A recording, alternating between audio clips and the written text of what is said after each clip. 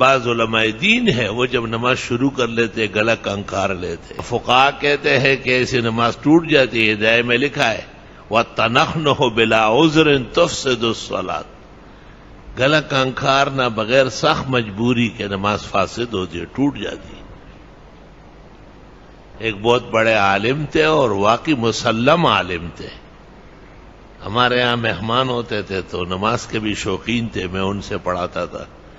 ویسے ہی پختونوں کے یہاں یہ مسئلہ ہے کہ عالم دین جب مہمان آئے تو مقامی عالم اس کو کہتے ہیں حضرت آپ نماز پڑھائے. ہندوستانی خوش نہیں ہوتے، وہ کہتے ہیں ہمیں آرام سے کھڑے ہونے دو. نہیں مجھے نہیں شکولے باقی آپ پروفیسران دی، لیکن وہ صحیح معنوں میں علماء ہیں، بہت خوش ہوتے ہیں. تو وہ یہاں نماز پڑھاتے تھے ہمیشہ. یہ قدیم نمازی جانتے ہیں انہیں.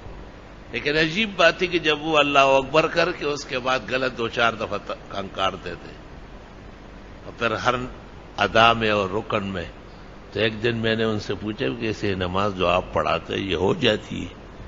آپ بڑے محدث ہیں لیکن صاحب ہدایہ فتح القدیر صاحب عنایہ بنایا چلپی وہ کہتے نہیں ہوتی.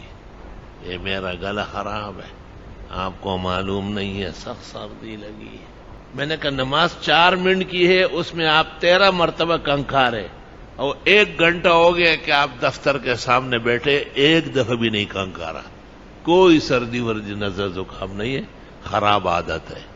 تو وہی انسان ہے اگر عادت نمازی کی نہیں بنی صحیح تو وہ آسمان تک پہنچ جائے، قطب و غوث بن جائے، تب بھی جت دکوتی ہوتے آن کلوتی، وہ غلط عادتوں میں مبتلا رہے گا. عادات کی اصلاح کرنا بہترین کام ہے.